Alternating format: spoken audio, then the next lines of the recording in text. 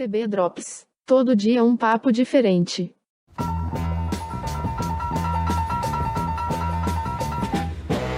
TB Drops no ar, mais uma vez com você, ouvinte do nosso podcast. Todo dia um drops de informação, de cultura, de memória para você, aqui do Texto Brasileiro. Meu nome é José Vitor Hack, de São José do Rio Preto, interior de São Paulo. Está comigo meu amigo Reinaldo Maximiano, de Uberlândia, Minas Gerais. Tudo bem, Reinaldo? Tudo jóia, tudo bem. Graças a Deus, na luta. Na luta. E hoje nós vamos gritar bastante ou não? Olha, o país está pedindo grito, né? Exatamente. O problema é quem nos ouve. Vamos não só gritar, como vamos repercutir o grito que está ecoando pelo país desde 1975, quando Jorge Andrade colocou na praça esse texto que reverbera até hoje para todo mundo, que é o texto da novela O Grito. Eu tenho aqui o site do Memória Globo aberto, vou passar algumas informações para vocês sobre que novela é essa, né? Como eu disse, é uma novela do Jorge Andrade, direção do Walter Avancini e Roberto Talme Gonzaga Blota. Ela foi exibida de 27 de outubro de 75 a 30 de abril de 76, às 10 da noite. É uma novela muito diferente do usual na TV Globo, né? Uma novela que marcou época. E por isso mesmo, como diz o Neila Torraca, em seu livro de memórias, é a queridinha das teses, né? Muita gente que vai estudar telenovela se encanta com o Grito e acaba se especializando nessa novela. Uma dessas pessoas que fez um trabalho muito bonito na tese dela sobre a novela, a tese é tão boa que acabou virando livro, é a roteirista e escritora Sabina Anzuategui. Ela é autora dos romances Calcinha no Varal, esse eu li, é maravilhoso, O Afeto ou o Caderno sobre a Mesa, é roteirista de vários filmes incríveis, como, por exemplo, A Casa de Alice, que tem a participação da nossa recentemente finada Berta Zemel, e vários outros roteiros. Se eu ficar aqui falando da carreira da Sabina, a gente fica até amanhã. Ela está aqui com a gente para falar sobre o Grito, sobre o trabalho que ela fez sobre a novela para a ECA, da USP, e para bater papo também um pouco sobre a carreira dela. O desespero, a vida que não pode parar.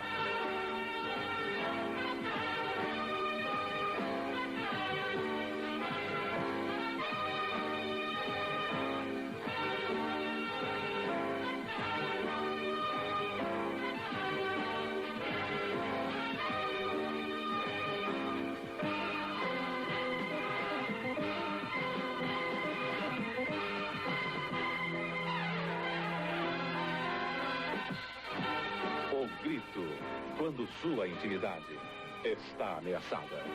O Grito, estreia nesta segunda-feira. Tudo bem, Sabina? Tudo bem, José Vitor. Estou feliz de estar aqui com vocês para conversar sobre a tese, que já vai fazer 10 anos no ano que vem. Pois é. E você esperava, quando você escolheu o Grito e quando você começou a escrever, você achava que essa tese ia gerar o interesse que ela gerou? Não, né? A primeira resposta seria que não no início, porque a minha preocupação no início era escolher um tema para o doutorado que fosse muito pessoal, que eu gostasse muito. Eu fiz o mestrado um pouco assim pragmático sobre videogames e narrativas interativas, até acho que reality show, um dos capítulos é sobre a Casa dos Artistas, o nosso primeiro reality de confinamento. O meu mestrado foi divertido fazer, mas eu escolhi por motivos práticos. A minha professora orientadora na época falou que tinha muita bolsa nessa área de narrativas interativas. Então, eu fui mais assim, pensando em conseguir uma bolsa para fazer o mestrado. E quem poderia te julgar, né? Porque é um elemento muito importante na hora de escolher. E aí, quando chegou no doutorado, eu tinha duas questões que para mim eram importantes. Primeiro, eu queria algo que fosse útil para mim como professora. Eu já estava dando aula de roteiro na Faculdade Casper Libero, né, que é uma faculdade de comunicação importante aqui em São Paulo. E eu percebia que tinha algumas coisas de base de dramaturgia que eu não tinha estudado com profundidade suficiente. Como eu falei, meu mestrado foi sobre uma área assim de ponta, né, que não tinha uma tradição. Então, eu pesquisei muito sobre o futuro e pouco sobre a base.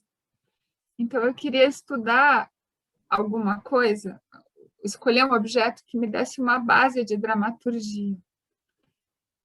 E, ao mesmo tempo, eu queria estudar algum autor ou alguma obra que tivesse uma relação com o campo literário da linguagem, porque é uma área que eu gosto talvez até mais que o audiovisual, área de literatura, teatro, trabalho com a língua. Então, eu comecei com esses dois pontos de partida. Eu não sou fã de novela, assim, não, claro, como todo mundo assisti na adolescência, tinha muito tempo livre em casa, mas eu não sou uma conhecedora de novelas. Então, eu fui tateando um pouco por sugestão de amigos. E muita gente falava desse período das novelas experimentais dos anos 70. Por exemplo, eu tive aula na graduação e no mestrado com a Renata Pallottini, dramaturga. Ela falava muito desse período. O Rubens Rewald, que também é autor, cineasta e professor hoje lá no curso de cinema da USP, ele também falava dessas novelas do Braulio Pedroso, como elas eram interessantes, o Rebu e tal.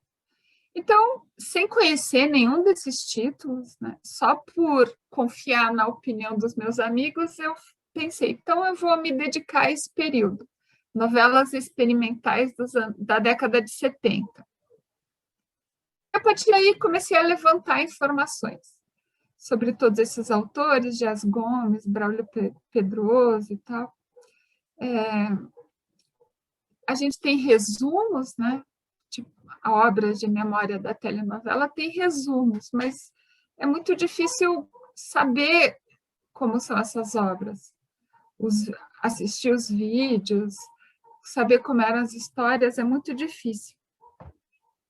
Então, eu mandei o projeto lá para o Globo Universidade, que dá apoio aos pesquisadores interessados em, enfim, trabalhar com o acervo da Globo. O projeto foi aprovado, e quando eles aprovaram o projeto, então, eu pedi para ficar uma semana lá no CPDOC, no Rio, no Jardim Botânico, para ler os capítulos dessas várias novelas dos anos 70 que estavam nesse corpo que eu estava investigando. E foi então, né, porque a minha dúvida é, esses textos eram bons? Né? Essas novelas eram realmente boas, como elas criaram a fama? E claro que o bom aí viria também do meu gosto, né, se eu achava interessante. E foi quando eu fiz essa primeira imersão, lendo esses roteiros lá no CPDOC, que eu me apaixonei pelo Grito, né? Que tinha uma sinopse interessante, mas foi quando eu li o texto que eu falei, gente, é incrível isso, assim, é maravilhoso. O Jorge Andrade eu já conhecia do teatro, né? Eu tinha lido, enquanto estudante, as peças de teatro dele. Aí, nesse momento, eu tive certeza, é isso que eu vou estudar, esse autor, essa novela. E aí eu comecei a cavocar a partir daí. Mas eu já estava absolutamente apaixonada pelo tema. A ECA tinha, na biblioteca, primeiros e últimos capítulos de algumas novelas dessa época, e eu achei esses vídeos, no caso do Grito, tinha acho que 3 capítulos. Achei incrível, e a partir daí eu fui movida pela curiosidade, pela paixão, realmente pensando em algo que seria interessante para mim. Eu estava tão apaixonada, todo mundo que eu encontrava, eu falava, nossa, estou estudando isso, tal, eu ficava falando para as pessoas. A novela desperta muita curiosidade, né? Por esse lado sombrio, por essa concentração em um prédio, e esse elemento dramático desse grito terrível que ressoa pela noite. Se você fala um pouquinho da novela, as pessoas já ficam muito curiosas, né? Porque ela tem ali uns elementos dramáticos muito impactantes. E é curioso que essa novela ela foi ficando cada vez mais contemporânea. Pode ter envelhecido o tratamento, a maneira de, de lidar com os temas, mas os temas em si, a temática, eu acho que é universal. Toda cidade grande caberia um grito, e Uhum, ela é uma temática jovial, uhum, infelizmente, né? Porque os nossos problemas urbanos, né, seguem os mesmos, o homem segue sendo o mesmo, né? Talvez por isso a tua tese tenha reverberado tanto. Nós resolvemos te chamar para esse papo porque o nosso colega Luf Steffen, cineasta, fez um vídeo sobre o grito, onde ele usou como base a tua tese, e é impressionante quantas referências eu já vi a essa tese em colegas que estudam teledramaturgia, e é muito bonito ver que uma iniciativa individual, ou seja, você estava pensando na tua formação, você estava com uma cabeça de estudante, reverberou para uma coisa muito maior. Muita gente está estudando e pensando em coisas novas através dessa tua iniciativa. Eu acho que você tem muito que se orgulhar, até porque a tese é muito bem escrita e muito clara, muito boa de ler. Não à toa virou livro, né? Vou colocar na conversa o nosso colega Reinaldo Maximiano. Antes dele fazer a primeira pergunta para a Sabina, eu queria que ele dissesse o que que ele achou do grito, quando ele começou a ler a respeito, que eu não sou capaz de imaginar que o grito seja contemporânea de Reinaldo Maximiano. Reinaldo Maximiano é um homem jovem, não é verdade, Reinaldo? Na contagem de tempo do meu planeta, eu sou. Na contagem de tempo do planeta de vocês. Eu imaginava que a sua juventude não teria alcançado o grito. Mas fala um pouquinho, antes de você fazer a sua primeira pergunta, fala do que você acha da novela, do Jorge Andrade, enfim. Vamos lá, a novela é de 75, 76, né? Então, assim, ela é antes de eu nascer, eu sou de 77. Eu não Né? estou dizendo. É muito Então, assim, chuva. eu fico muito feliz, assim, e também um pouco tímido, porque eu também passei pela agrura da defesa de tese. Né? Então, assim, é uma coisa difícil, é uma coisa complicada, e que envolve condições reais de acesso. E a minha pergunta, que eu vou direcionar exatamente para a Sabina, e aí eu já parabenizando pela tese dela, que eu li, acho o texto muito bem escrito, a tese é muito bem urdida. Ela foi orientada pela Esther Hamburger, que é uma referência, né, para os estudos de telenovela. E acho muito curioso que a Sabina tenha se debruçado sobre os roteiros, né? Que, num primeiro momento, acho que aí é muito da diferença entre os nossos trabalhos, porque eu me debruço sobre o roteiro, mas eu estou mais preocupado com a experiência visual, né? Eu estou mais preocupado com a construção da cena, né? Da experiência. E é isso que me chama mais atenção nessas novelas não só do Jorge Andrade, mas contemporâneas a ele, nesse período em que existiram as novelas das 10 horas da TV Globo. Né? Das cenas que eu vi, dos capítulos que estão disponíveis hoje, que a gente consegue ter, né, compactos, eu gosto de tudo. Eu gosto da iluminação, eu gosto do figurino, eu gosto do confinamento, eu gosto de tudo. Do texto, eu acho um encadeamento muito bom.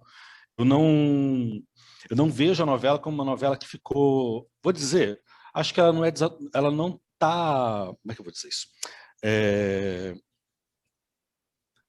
Se a gente pudesse dizer que ela está desatualizada por aspectos técnicos, eu diria que não está desatualizada por aspectos técnicos, que eu reconheço ali uma marca de uma construção de experiência visual. Então, como obras de cinema, então, né, semelhante às obras de cinema, eu acho que ela não perde. A discussão é atualíssima. Questões relacionadas à saúde mental, né, talvez hoje pela situação pandêmica, né, e também pelo trem fantasma que virou esse país, né? Então a questão da saúde mental está na ordem do dia. O que mais me chama a atenção, e aí eu vou deter na leitura textual, já que a Sabina também foi lá para a experiência do texto, né? É essa marca da individualidade. Porque lendo algumas questões, também fui buscar notícias, né, para um trabalho recente, tem uma marca de individualidade muito forte. A minha dor é a dor que importa. Uhum. A dor do outro, não necessariamente. Então, assim, eu moro num prédio. Estamos aqui confinados há mais de um ano. Né? Mais de um ano que eu não sei o que é ir para a rua. Com prazer, com diversão. E tem horas aqui no prédio que as pessoas gritam. Literalmente. Literalmente. Gritam porque estão ouvindo música alta. Gritam, talvez para a rua, desabafar.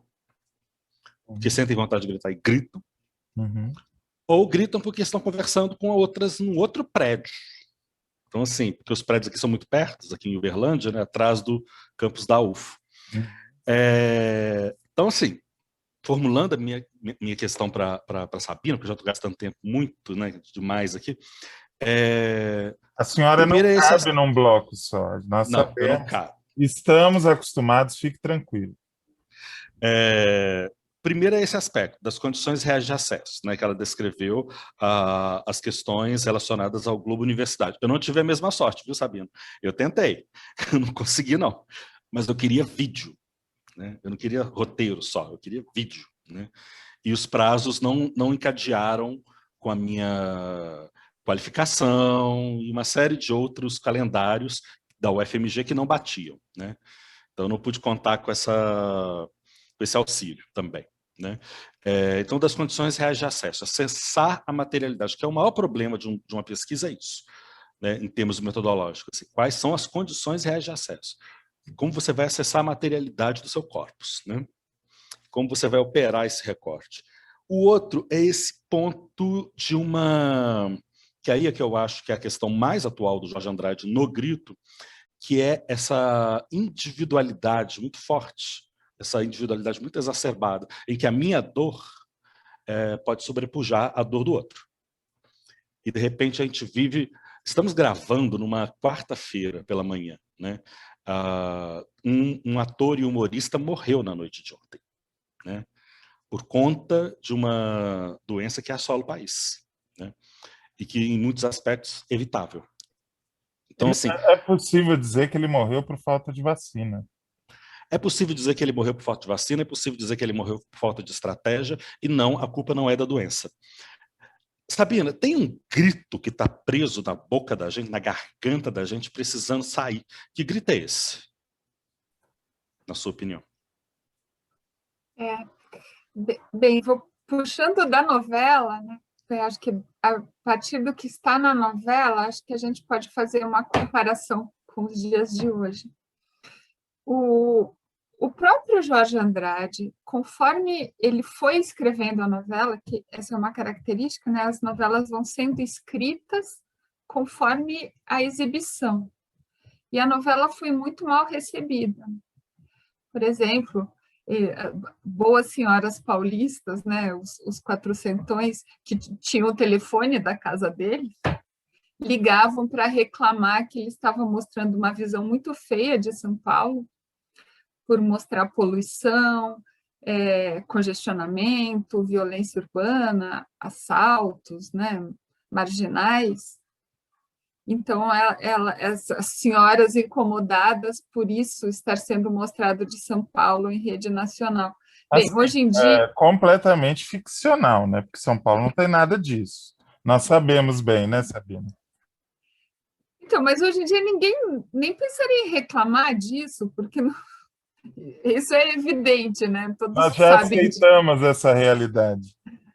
Mas acho que na época ainda, talvez alguém pensasse que se isso não fosse mostrado, então ninguém saberia. Então, então a novela foi escrita nessa época. Ela foi muito mal recebida, né, por essa questão de como mostrar São Paulo, e também teve uma campanha, especialmente de um comunicador que se sentiu ofendido com o retrato que ele fazia dos jovens, do jovem, né, com problema de deficiência mental, não sei se é essa palavra que se usa hoje em dia, mas esse comunicador tinha um filho com esse tipo de problema e se sentiu ofendido, não percebeu que a novela, na verdade, era em defesa dessas pessoas. Enfim, então, conforme a novela foi sendo criticada e mal recebida, o Jorge Andrade ele também foi mudando interpretações sobre o que eram esses gritos, né? Então, o texto ele não tem um pensamento único revisado, ele vai mudando, né? O que são esses gritos, por que as pessoas gritam, qual é o significado desses gritos. Na verdade, ninguém grita, só o menino grita. O que os outros moradores eles se incomodam com os gritos. Então, na novela, o menino, a princípio, ele grita à noite, né, de madrugada, quando o prédio está silencioso, e ele grita porque ele se sente solitário. Durante o dia, como o casal, né, a Marta, a mãe e o menino, que tem algum problema durante o dia, eles moram no primeiro andar. E no primeiro andar tem os barulhos do carro do Minhocão, esse viaduto que passa na frente do apartamento. À noite, o Minhocão fecha. Não tem mais os barulhos do carro. Então, o menino se angustia com esse silêncio e começa a gritar desesperadamente. Se todos podem ouvir os gritos da cidade, os barulhos que ela faz, por que não ouvir os gritos dos outros?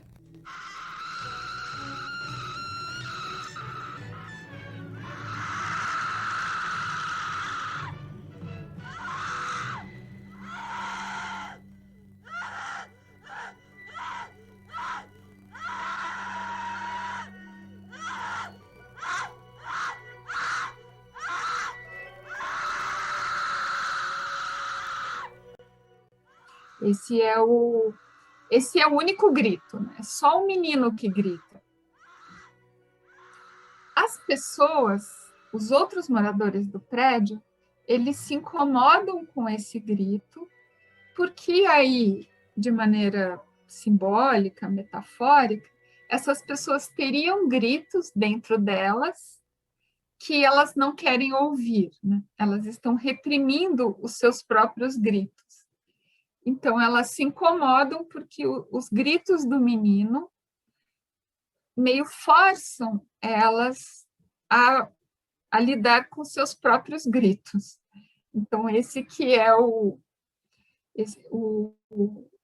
funcionamento da história. As pessoas querem expulsar o menino, elas querem calar esse grito. Aí, nesse aspecto, acho que a gente pode fazer um paralelo com os dias de hoje, né? Que vejam os gritos, por exemplo, o grito da sexualidade. Uma mulher, né, a Kátia, uma das personagens, que é uma mulher solteira independente. Então, ela tem 2 namorados, ela quer se divertir, quer aproveitar a vida, porque ela tem um trauma ali de ter perdido uma amiga no incêndio do edifício Joelma, então ela quer viver a vida com plenitude. Então, essa mulher independente com uma sexualidade que ela mesma controla, isso é uma das coisas que incomoda os moradores. Porque o prédio se divide entre essas pessoas que estão do lado da Marta e do menino e as pessoas que querem expulsar a Marta e o menino, querem calar o grito. Então, o Agenor, que ele é um personagem que também tem uma questão de sexualidade, né? Digamos assim, unindo o masculino e o feminino. Ele gosta de sair à noite com roupas extravagantes, digamos assim. Até falando do trabalho do Luffy, né, os anos 70 em São Paulo, isso eu não sabia quando eu escrevi a tese. Tinha muito destaque na imprensa dos shows de drags, de transformistas. O Jorge Andrade provavelmente leu isso, porque ele usava muita matéria de jornal como inspiração. Então, o Agenor, o texto não diz claramente, né, mas ele provavelmente sai para ir nessas boates com shows de transformistas. Então, também é uma questão de sexualidade, de identidade de gênero, poderíamos dizer hoje. E veja que é isso que está ainda hoje em jogo, né, com pessoas atuais querendo reprimir esses gritos, né? Então, revoltas contra o feminismo, as questões de sexualidade, as questões de gênero, estão ali na novela e permanecem até hoje. Então, ainda hoje, né, tem gente querendo reprimir esses gritos, só que talvez, diferente da época da novela, essa era uma repressão mais contida, né? Ainda tinha um verniz de elegância. Os moradores conservadores do prédio que queriam reprimir esses gritos, eles, digamos assim, eram autoritários, porém contidos. E hoje, essas pessoas estão gritando também, né? Estão gritando pelo direito de serem autoritários, gritando pelo direito de querer mandar no que os outros fazem na sua vida ou não. Então, enfim, mas eu acho que os paralelos estão aí. O Jorge Andrade colocou na boca da Marta, personagem da Glória Menezes, no último capítulo, meio que uma explicação sobre isso que você está dizendo, né? Quando ela vai entregar o interceptador para o policial, e ele pergunta por que você fez isso e tal, e ela falou que ela não queria espionar ninguém, que ela queria apenas a paz, o sossego do filho dela, e que ela queria que as pessoas ouvissem seus próprios gritos, para que, enfim, pudessem aceitar os gritos do filho dela. Porque ela sabia que assim, um dia, quando ele se fosse desse mundo, ficaria um pouquinho dentro de cada um. E é meio que um chamado do Jorge Andrade ao que ele sempre disse que era a filosofia dele.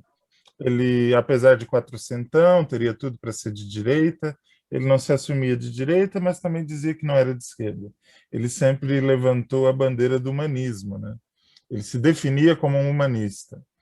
E, na verdade, é isso, né? A Marta, ela prega o humanismo, ou seja, sejamos quem somos, custe o que custar, doa quem doer, e que assumamos os nossos próprios gritos, né? Para deixar os gritos dos outros acontecerem, como tem que acontecer. Eu acho muito bonita essa metáfora, e você destaca isso na tese muito bem.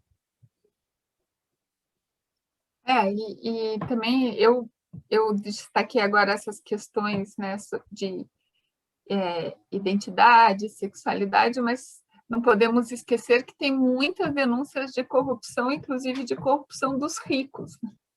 Sim, então, sim. A personagem da cobertura de família tradicional, quatrocentona, ela vive de pequenas maracutaias, né, de contrabandear produtos importados da Europa, usando uma aeromoça meio como mala, né?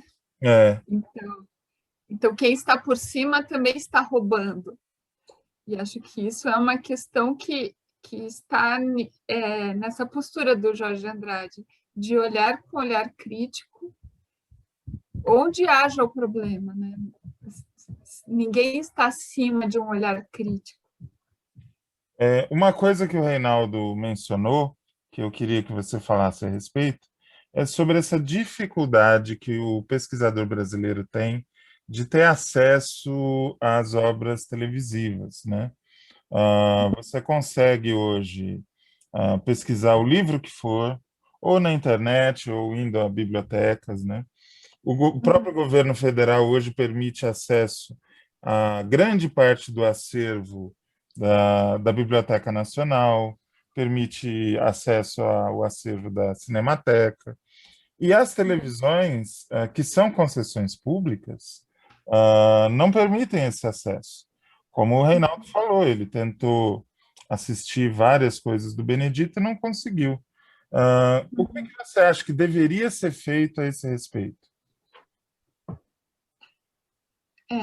Bem, o que deveria ser feito, eu não sei, mas eu vou fazer assim, algumas considerações da minha experiência. Primeiro, ir na emissora para assistir vídeos, para eles é uma logística mais difícil, porque os textos estão todos microfilmados. Eu acho até que eu falo isso na tese. Dá a impressão que, desde a época da exibição dessas novelas, anos 60 e 70, a Globo dava mais valor ao texto como arquivo do que às imagens. Muitas imagens a gente sabe que foram apagadas, ou por economia, porque a fita ou videotape custava caro, então, vamos supor, a novela foi mal, nunca vai ser reprisada, então não precisamos guardar essas fitas, arquivar essas imagens. Então, às vezes por economia, outras vezes por simples desorganização. Então, eu tenho amigos que já trabalharam lá na parte de imagem, diz que muitas dessas fitas antigas, mesmo imagens jornalísticas, estavam fora do lugar, estavam sem capa, sem etiqueta.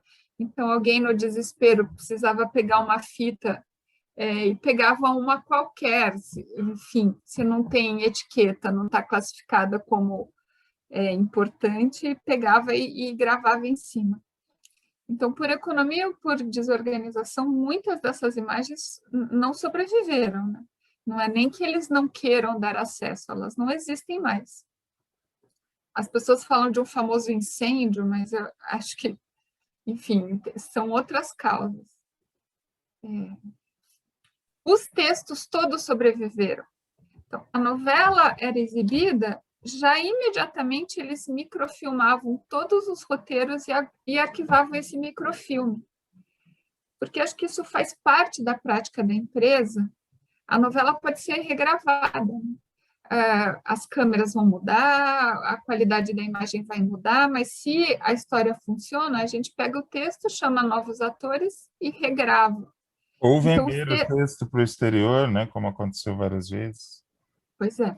Então, tinham respeito pelo texto. No texto é que estava a ideia, não na imagem, necessariamente. Sim. Desculpe te interromper, Sabina. Nós temos 5 minutos para terminar o programa. Nós vamos, logicamente, gravar outro, porque Sabina Anzoateg e Reinaldo Maximiano não cabem em programa só. Mas eu queria que o Reinaldo, para encerrar este programa, falasse sobre como funciona o INA, o Instituto do Audiovisual Francês, que é uma coisa que ele advoga e ele acha que nós deveríamos ter o nosso INA. Reinaldo, em menos de 5 minutos, por gentileza, explica o que é o INA, como ele funciona e por que você acha que nós deveríamos ter o nosso. O Instituto Nacional do Audiovisual, na França, né, ele reúne o arquivo de tudo que é produzido no audiovisual, nas TVs francesas, né? Conta com todo o serviço de catálogo, inclusive serviço de pesquisa e assessoramento para pesquisa. Então, qualquer pessoa tem partes abertas desse arquivo e tem partes que são mediante determinado projeto e determinada parceria. Eu tenho um ex-aluno que trabalha com documentário, né? O doutorado dele, né, foi na França, então ele trabalha especificamente com esse tipo de conteúdo, com esse tipo de produção, né? No Brasil, nós não temos isso. A fala da Sabina, ela responde muito das minhas angústias. Primeiro, e aí tentando ser bem breve, né? Primeiro, nunca se reconheceu o potencial da imagem televisiva. Então, a maioria dos estudos sobre telenovela, por exemplo, ou sobre televisão, se concentram na sua dimensão textual, a dimensão texto-palavra, né? Não se concentram na dimensão imagem. Por quê? Porque a tradição dos estudos de imagem em movimento, tem uma fala do André Bazin, né, e essa fala ressoa até os dias de hoje nos estudos de televisão, é que a televisão ia sempre preservar a sua qualidade de imagem medíocre, né? E isso perdurou. E sempre uma coisa assim, a televisão é muito boa quando ela se aproxima do cinema. Então a imagem televisiva só melhora quando essa imagem se aproxima do cinema, né? Então a televisão tem sempre uma posição de débito. Ela está devendo alguma coisa e ela deve ao cinema, né? Notadamente na opinião desses críticos, né? Desses pesquisadores, assim. Isso explica, e é claro que nós temos uma série de conjunturas, e a Sabina explicou muito bem, por exemplo, a conjuntura econômica. VTs eram caros. Outra coisa, arquivar arquivos, né, material de VT. Você precisa de um local aclimatado, você precisa de uma técnica correta de lidar com aquele material. Esse material deprecia, a exemplo do cinema, né? O cinema clássico. O cinema é a mais perecível das artes, porque o próprio suporte deteriora, né? Então você tem toda uma técnica para se lidar com isso, que é a exemplo da Cinemateca, com a recuperação das fitas da extinta TV Tupi, né? Só que isso é uma coisa... E aí, voltando ao exemplo do INA, as concessões são públicas. Em última instância, nós somos donos daquele material, mas nós não somos donos dos direitos autorais dele. Esses são da emissora, né? Esses, ok. Mas nós somos, em última instância, donos daquele material. Então, é uma coisa que sai do público, mas que não volta para o público. Essa é a minha grande crítica. É algo que sai do público e não volta para o público. Na França existe essa legislação que obriga que todas as emissoras enviem seus arquivos para o INA, né? Isso. Que é um instituto do governo francês, que armazena isso e dá acesso à pesquisa e a quem quiser assistir, não é isso?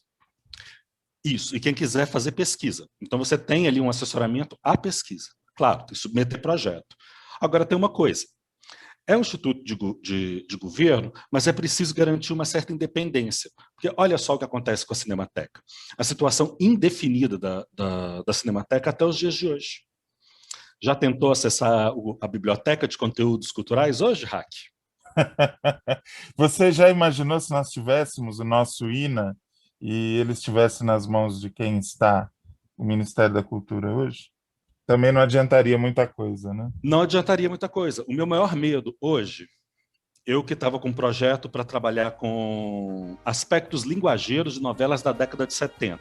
Influenciado por você, viu, dona Sabina? Você tem 20 segundos. Influenciado pela Sabina, eu queria estudar aspectos linguageiros das novelas da década de 70. Eu não tenho como fazer, porque boa parte daquelas novelas que eu queria investigar, e eram novelas da Ivani, estavam na Biblioteca de Conteúdos Culturais, que não está disponível online mais. É claro, tudo isso tem um custo. Manter online, de graça, né, um streaming que todo mundo pode acessar, enfim, dando créditos à Cinemateca, tal, enfim. Não tem como fazer, por conta de condições reais de acesso. Sabina, vamos gravar mais um programa, porque você não cabe em um só. Obrigado por estar com a gente e daqui a pouquinho Obrigada também. Daqui a pouquinho a gente volta, né? Tá bom. Ok, tô esperando. E você que está ouvindo, amanhã a continuação. Beijo, abraço, aperto de mão. Tchau, tchau.